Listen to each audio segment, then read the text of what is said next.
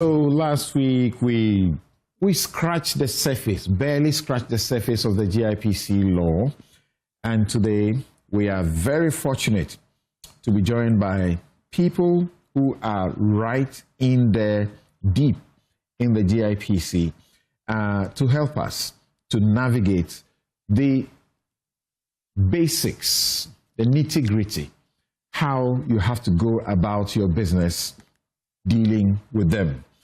So we are fortunate to be joined by Nanamle Oliens-Lense, who is a lawyer and director legal at the GIPC, and Emmanuel Forsing, who is head investment services and exemptions at the GIPC. Well, his job tells you that you could get some freebies, right? Ladies and gentlemen, thank you very much for making time to join us on The Law. Thank you. Great.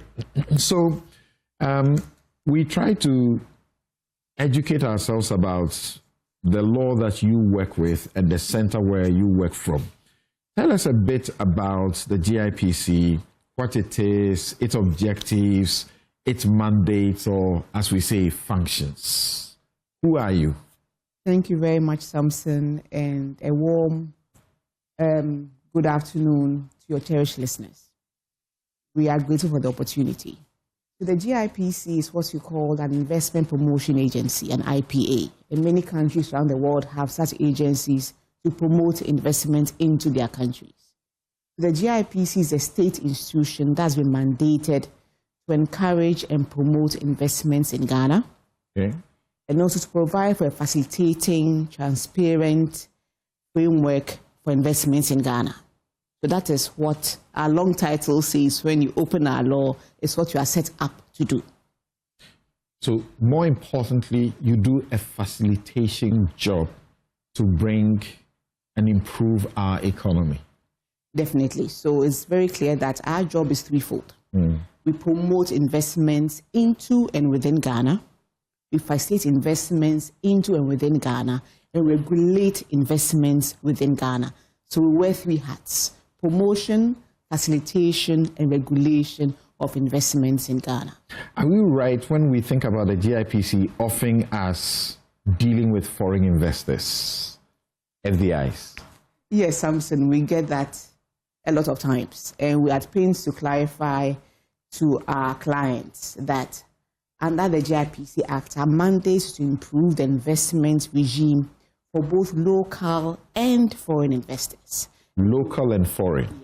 Local and foreign. The environment is to be improved and facilitated for both local and foreign. If you go through our objects and our mandate, you see the words local and foreign right through the entire document. So we are supposed to have the dual mandate of attracting, facilitating, and retaining local investors as well as foreign investors. We'll go into the mechanics, the basics of what, as an investor, again, when we say investor, then we're thinking foreigner, but it shouldn't be, correct?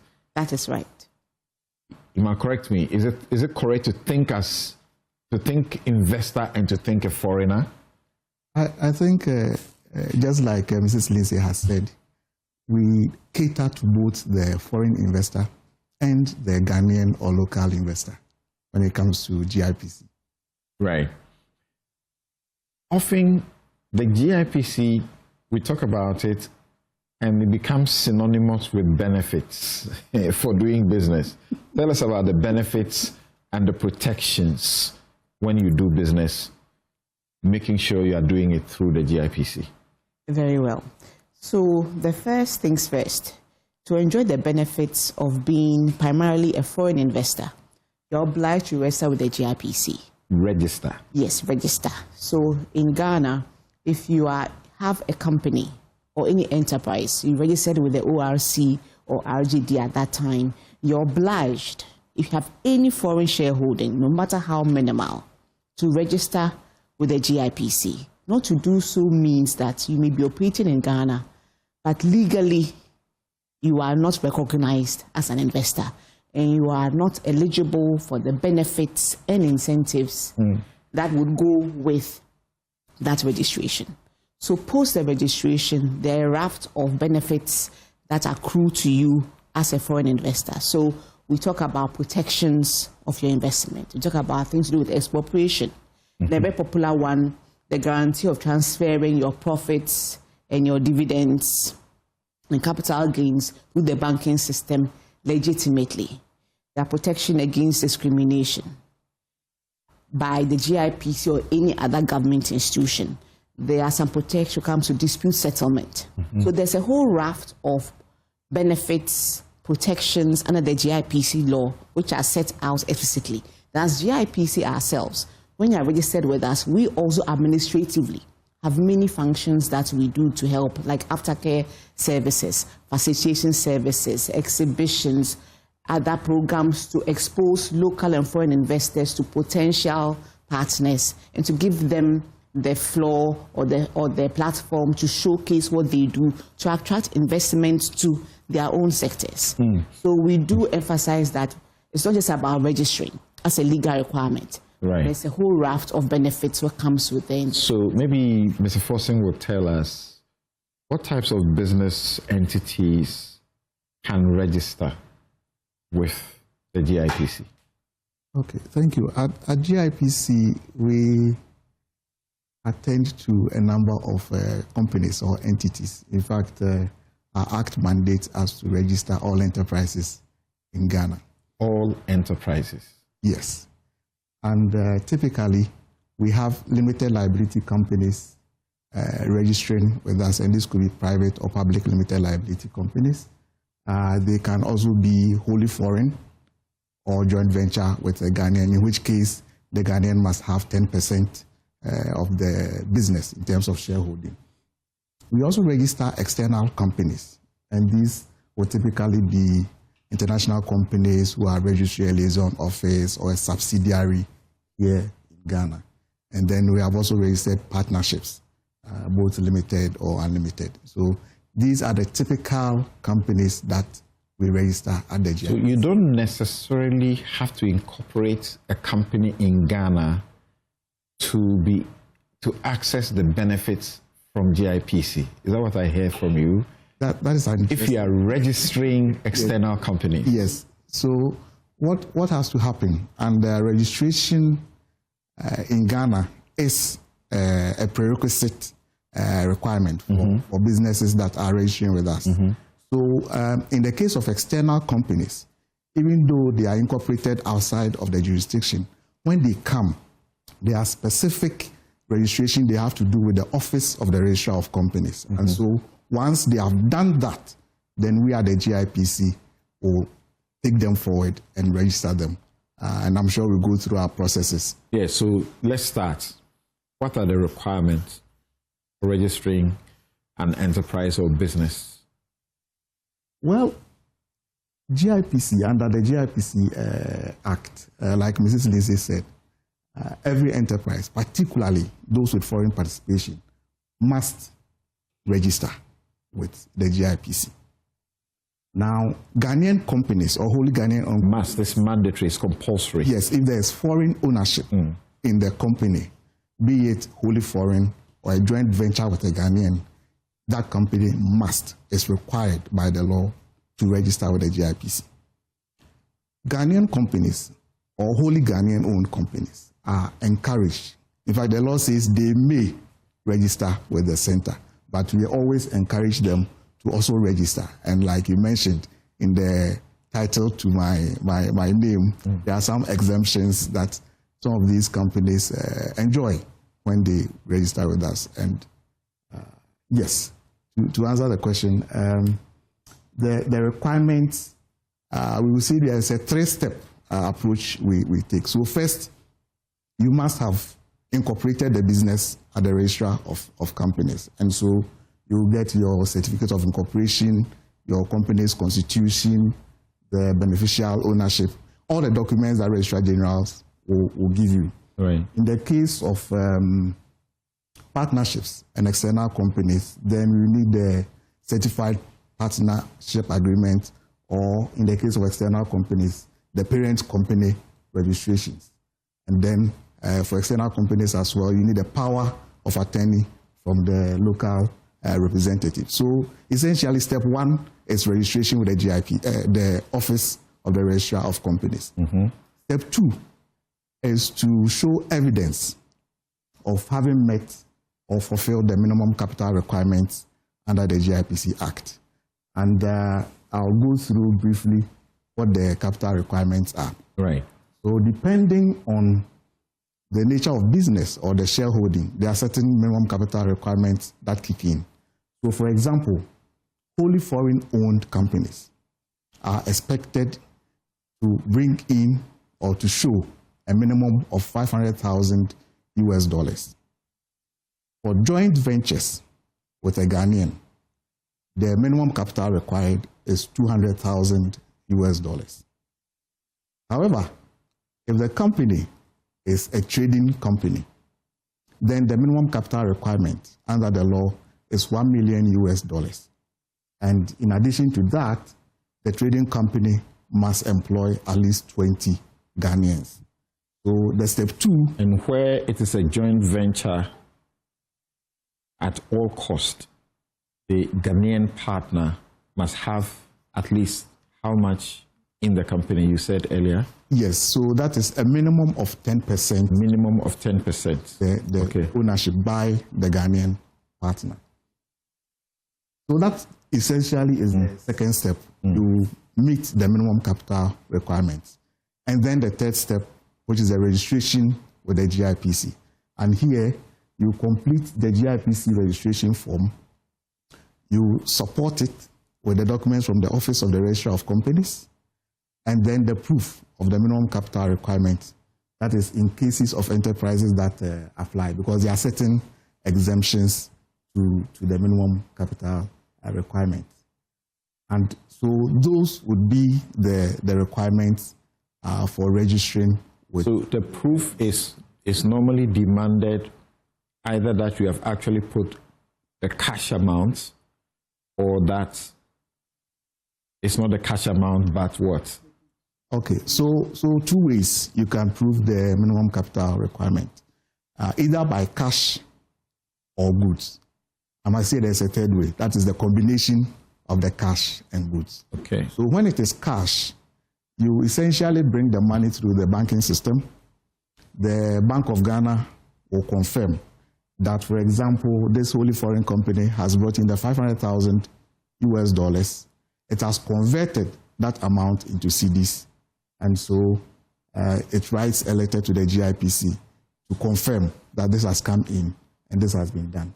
In the case of goods, what happens is that the company imports the capital goods, machinery or equipment they are going to use for their business in Ghana, clears it through customs, and then we would use the customs assessed value as confirmation or proof of the investment into Ghana. Right. Of course, there's a combination of cash and goods also allowed. Right. So, and because of what he's talking about now and the minimum capital requirements, we know you are up to something about that. So tell us, what is it that you're seeking to change in the law, and what's the purpose? Very well. So we have the current law that we work with was passed in 2013. So it's about 12 or so years old. The law before that was passed in 1994, which also had capital requirements. Capital requirements were increased significantly in 2013.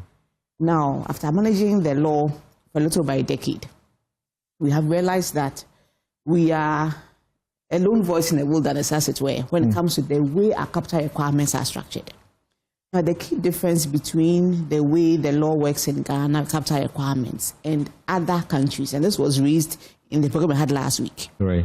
We have blanket capital requirements, which means that irrespective of the type of business that you're coming to do in Ghana, whether you're a big multinational, you're going to mining, you're going to processing, your insurance, it doesn't matter. It's rigid. It is bring in the 50, the 100, the 200,000, 1 million, and so on. And you realize that it doesn't work. Practically speaking, it doesn't work for businesses. But different businesses all have different ways they capitalize. Having a rigid blanket capital requirements, if we're shooting ourselves in the foot as a country seeking to promote and retain investors. And we've received the feedback from investors, both Ghanaian and foreign, that these capital requirements are an obstacle for them to either come into Ghana or to expand. So we've done a lot of stakeholder engagements over a number of years, and after stakeholder engagements, getting their feedback and also doing best practice analysis of what happens in other countries, not just Africa, but elsewhere. We realize that the way to go is to have structured, bespoke capital requirements, sector specific. Explain that. So we have blankets. That means it doesn't want to come to do in Ghana. Whether you need that amount of money or not, you don't raise that amount of money, you can enter. Immense office cannot save you with any exemptions. So you can come with you can explain to us your business plan and how you can make your business lucrative with, let's say, 25,000. Our hands are tied. It's bring in the money at the onset, or there's no other option. But other countries all around us have bespoke conditional capital requirements. So, for example, you want to go into banking.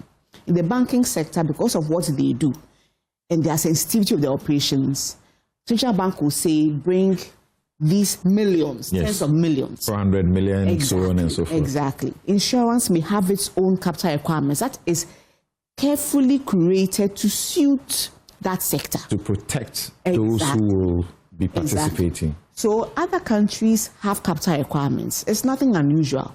What is unusual is the Ghana situation where you have blanket capital requirements. So in this age where you have so much technology-driven industry, right, where it's more intellectual, more technology, not necessarily hard code cash, where you are moving from brick and mortar companies to companies that are mobile, that are fluid.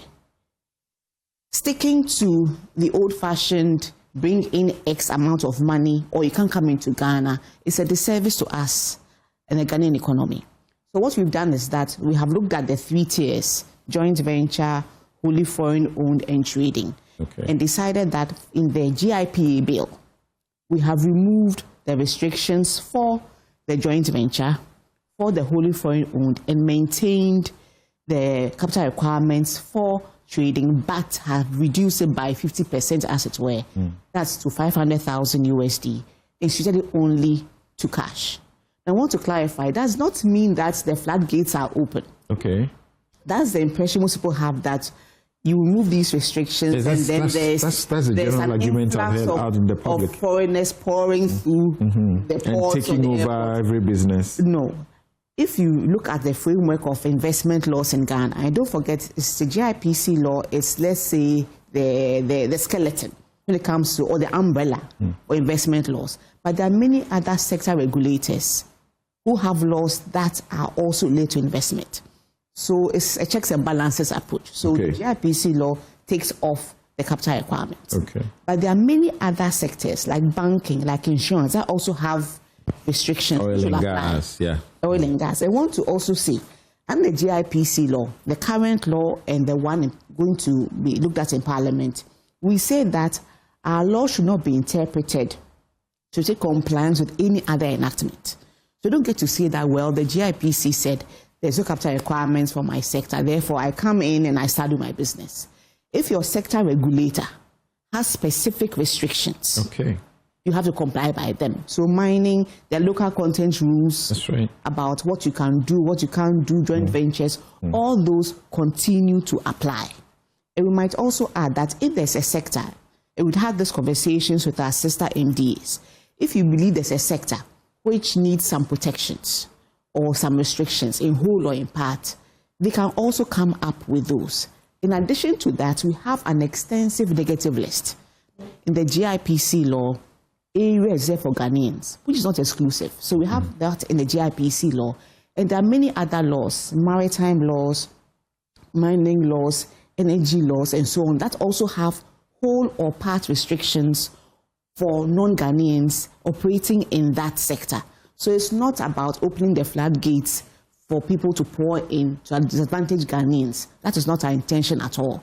Our intention is to do best practice in coming up with carefully thought through, bespoke, curated capital requirements that are sector specific to suit those in that sector. And that way, it's a good balance with protecting local interests and foreign interests. Thank you very much. And that's extensive explanation as to the new law that, or the changes that the GIPC is seeking to make into its parent law, the GIPA authority, rather than a center, correct? Right. Correct. So you have told us earlier about your processes of registration, and I wanted to know again of the different classes of businesses or enterprises that you register. What does the law, or how does the law ensure that those businesses you are registering do comply with our investment laws, and what are some of the penalties or legal implications for non-compliance? Thank you very much. I think for that, there are a number of tools and, should I say, avenues open to the GIPC in terms of ensuring compliance with the investment law.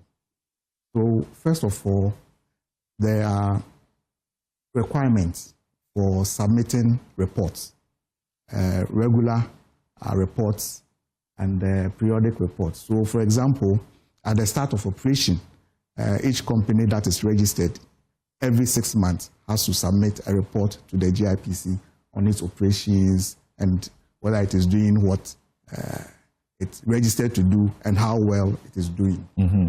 Again, every 2 years, each company registered with the GIPC has to renew their certificate. Okay. That also gives us the opportunity to monitor them and to see that they are in compliance with the law.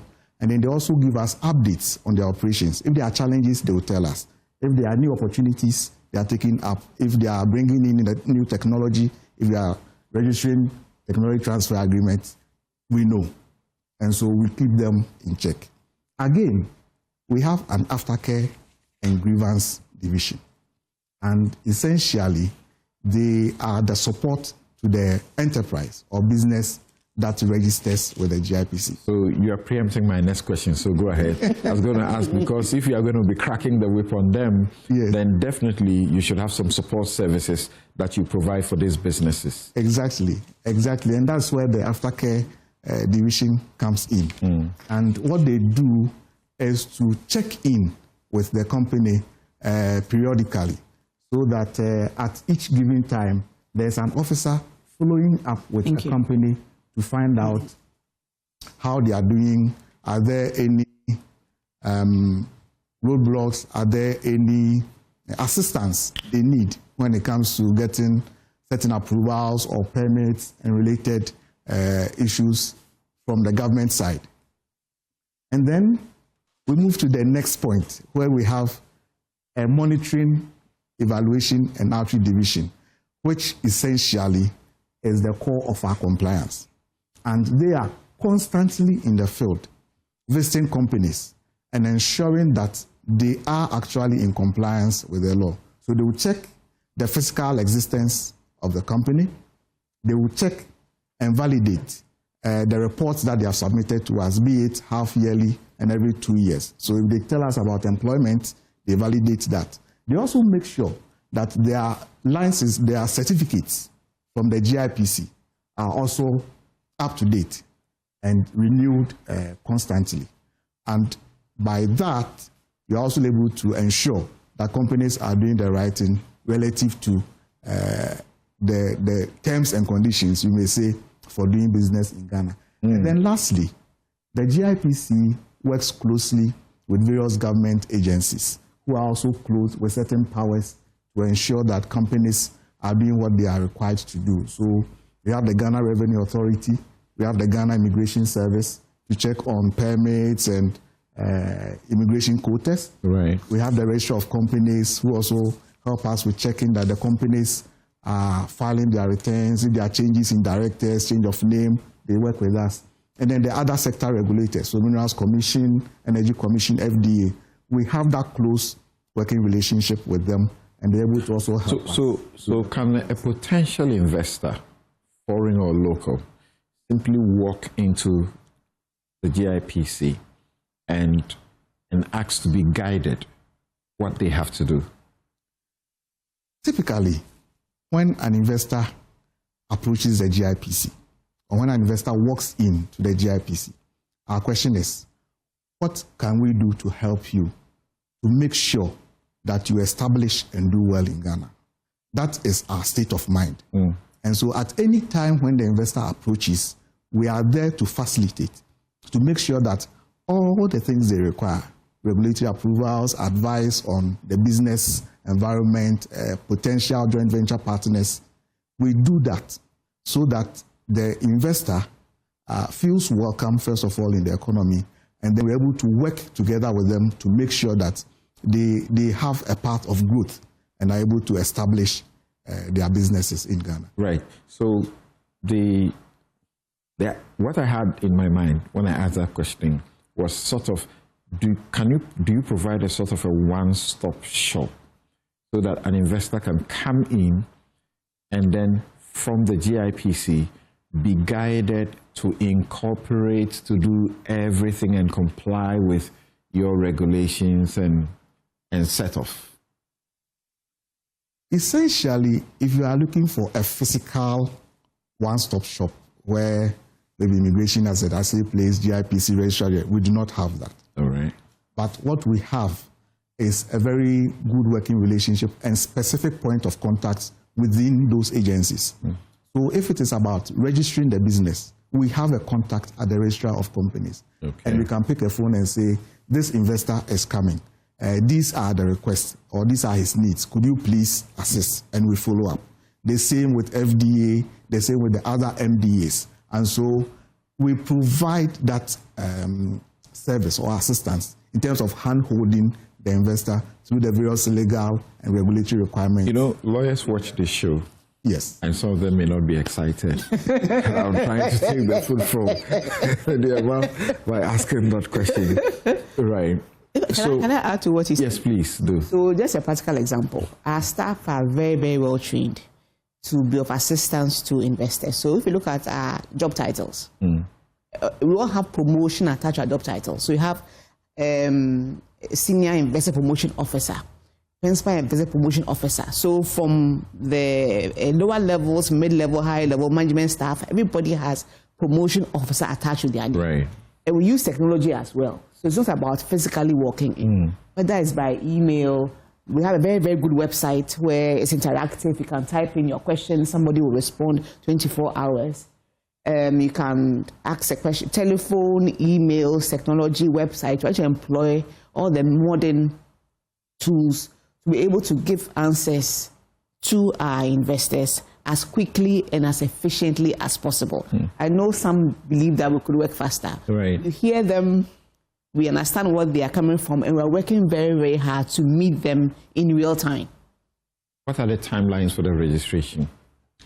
So, and in that one too, it is in black and white. And maybe because I'm amongst lawyers, I'll pretend to quote the law. But within the GIPC Act, it is specific that within 5 working days, when an investor, be Ghanaian or foreign, submits registration or an application for registration, the GIPC has to do that. So if you submit your document Monday morning, by Friday, we should have it for you. And we always say that then you must submit it in good order.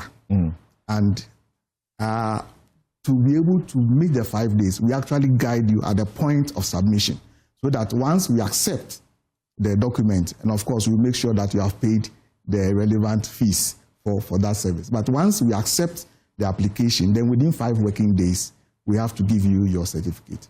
In fact, we have done, I would say, one better by essentially establishing a 24-hour premium service, which means that for companies that opt in, and once they submit the document in good order, within 24 hours, if it's a certificate, that is a new registration, or renewal of your certificate or what we call the automatic quota applications within 24 hours. We are able to give either the renewed certificate or the new certificate to the investor. Great. I know we have international obligations, and we must also be thinking about best practices. And when you travel out and you interact with potential investors, they would normally be asking about dispute resolutions and so on. So we'll come to that. You just joined us. This is the law. It's your legal light. It is your health law. And this is part 2 of doing business in Ghana, the GIPC Act. And my guests are Nan Lamle Oleans Lindsay, Director Legal at the GIPC. Emmanuel Forsing is Head Investor Services and Exemptions. I just like that part. I don't know why. Exemptions. So how does, especially the new law that you're working at, take into cognizance our international obligations and best practices? People are happy to hear that, within 24, 48 hours, within 5 days, they can get things done. Thank you. So as I said, before we came up with the bill, right, we did extensive stakeholder engagements and our own research. So some of the key things that have changed, if you look at the current law and the bill, which we believe reflect best practices and international obligations, are first, let's reference AFTA. The Secretariat is in Ghana. We should be seen to be in the lead of reflecting AFTA principles in our legislation. So the key document that we are working with is the AFTA Protocol on Investment. We were there when we did the negotiations, so we understand the text quite well. So under the AFTA Protocol on Investment, countries are supposed to ensure that the domestic law, to a large extent, or to the best extent, reflects the key principles of the Protocol on Investment, which is supposed to encourage, if I state, intra-African trade and investment. So, for example, the capital requirements are the first flag. Okay. Because that applies to all non-Ghanaians. So whether you are Togolese or American, it doesn't make a difference. So one of the first things we are doing in line with best practices and AFTA is to remove, not fully, but significantly remove and reduce the capital requirements, which in the end will benefit both African investors and investors beyond the continent. That's sort of a non-discriminatory act. Yes, yes. Another thing is what we introduced is called the Investor Grievance Mechanism. That is very new. We're very excited about it. So basically, this is a mechanism that is put in the GIPA bill that says that if you have any grievance, not a dispute, grievance. A grievance is a step lower than a dispute. With any government institution, right from the district level, municipal level, central level, you can bring that to the GIPC. Okay. It's not going to be, this is not an arbitration, we are not a quasi-judicial body. We'll use consultations and mediation to bring a resolution to the issue. And instead of leaving the investor to deal with these matters, you take over and you make sure you resolve it for them. Yes, so come to us, you have and it actually is happening as we speak. We do that right now under the current GIPC law. It's not given a specific name, it doesn't have a specific structure. All right. So we have an aftercare division that's us right now, but in the bill, it is a structure to it, and there are timelines. So bring it to us within 6 months of the grievance occurring. We have a number of months in which to revert to you and tell you what our recommendations are. And importantly, MDAs are to collaborate with us towards coming up with a resolution. Why are we talking about months instead of days and weeks? You see, it depends on what the issue is. Now, the grievances are so varied. For example, some could be about utilities. I'm looking for electricity for my factory, or the road in front of my hotel needs to be repaired, or I have issues with getting a license or a permit, or I bought land and the issue is of the land. So basically, some issues from my experience can take just one phone call to resolve. So it's resolved in a day.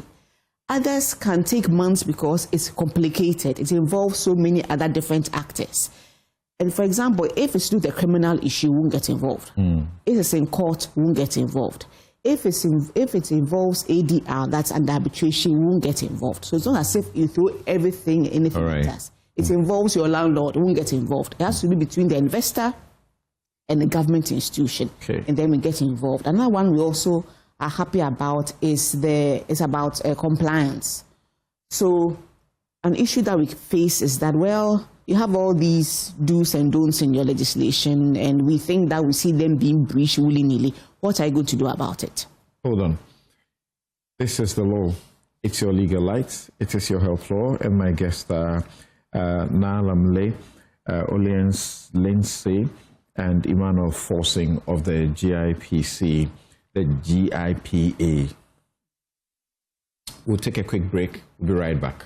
Welcome back. This is the law. It's your legal light. It is your health law. And we're getting platinum legal education. This like free platinum consultation. This consultation that will cost to get for people who need to do business, you know, and we're getting it for free. And now Lamle Oliens Lindsay is Director Legal at the GIPC. Emmanuel Forsing is Head Investor Services and Exemptions at the GIPC, and they're helping educators with telling us the very, basic things we need to know, and even some of the nuanced things, breaking them down so simply and effortlessly. I just told them a while ago, because all they are talking about are the things they are practicing. So you were at the point of talking about matters of non-compliance, yes, and what you could be brought in to do. Yes. So just quickly, under the current GIPC law, when there's a breach, our only option is to take the person or the company to court. And then the summary conviction is a fine. That's it. We have no options to go, and no other options. Just go to court. So in the law, we have what we have administrative penalties, and the ones that go to court. So that gives us some tools to enhance compliance. Also, very quickly, we have investor obligations. That's very, very new. People tell us, well, all you are doing is to just roll out the red carpet and say, these are the things that you get as an investor. What about them? What are the obligations? You didn't know that to comply with Ghana law. We made it very clear that you come into Ghana, you must comply with Ghana law. We emphasize laws to do with labor and human rights in particular. It's written there. And then we have other things to do with CSR, and also ESG, that's environmental, social governance, to do with how they run their institutions. It's in the law now. All right. So, yes, we are giving you these promotions and protections, benefits, incentives and the like. But in return, we expect you to also contribute to the sustainable development of Ghana, and to do your work in a way which enhances the community within which you work. So it's a relationship that is supposed to be mutually beneficial between us and the investor. The red carpet. What's on the red carpet? What's the benefits, especially in terms of legal protections and incentives? You've mentioned some of them, but take us back. Thank you very much. When it comes to the benefits and the legal protections, there are a number of them available under the current investment law. So the first one being the legal protections. What it means is that if you are registered, particularly as a foreign investor doing business in Ghana, one, you are recognized by the law as such, that you are an investor.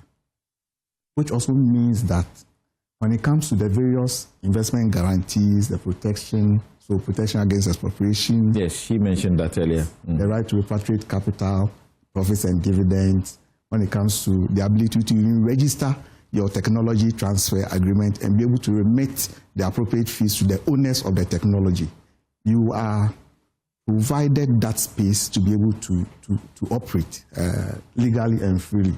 And if there are any bilateral investment treaties, say from the host country and Ghana, and if there are also any double taxation agreements, then you as an investor, legally registered and recognized in Ghana, are able to enjoy that. Then the next thing is access to incentives and the facilitation of support, particularly from government services. Essentially, if we do not know you, we cannot support you. So register.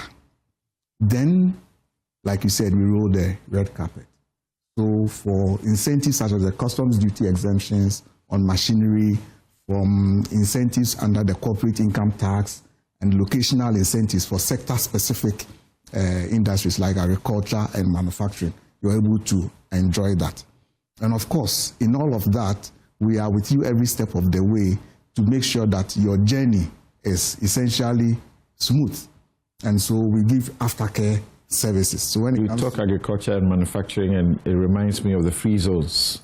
Exactly. Right. Yes, and there are essentially incentives also designed for the free zone. So in terms of the red carpet for investors in Ghana, there are quite a number of them. And the registration brings it home so that you can enjoy. And then we provide the aftercare services that also follow up. Right, right. Earlier I was saying about grievance, resolutions or dispute resolution. What are the options presently? All right, so under the current dispensation, court is obviously one option. Then under the law, if you're a foreign investor in good standing, you can also look at international arbitration under ancestral, any other arbitral machinery. That is, if you want to escalate it to that level. But we take great pains to say that we emphasize the amicable resolution of the disputes. That's why we have an aftercare division. Then we have the IGM under the bill, so that at the nascent stage, we resolve the issue. It doesn't escalate to a dispute. So we put an emphasis on, let us know what the issues are, and we'll do our very best to help you to resolve it as quickly and efficiently as possible. So you can focus on doing your business. Anybody watching us from any part of the world or even in this country, how do they contact you? Okay, so GIPC, we have several, like we say, we are using technology platforms to engage. So first of all, for investor services, we have the email investor.services@gipc.gov.gh. For the premium service, the 24-hour premium service, we have expinvestor.services@gipc.gov.gh. Once you log on to GIPC, the website, yes, you have all of that. Right. And then we're also very active on social media. Right. So across the spectrum, GIPC Ghana, you'll get us, and kindly follow us so that you can see. Thanks for helping to bring business to Ghana and keep our economy afloat. Na Lamle Oliens Lindsay is Director, Legal, GIPC. Emmanuel Forsing is Head, Investor Services and Exemption. How time flies. This is all that time allows for today. I'm Samson Ladia Yanini. This has been The Law. It's your legal light. It is your help law. I hope we helped you.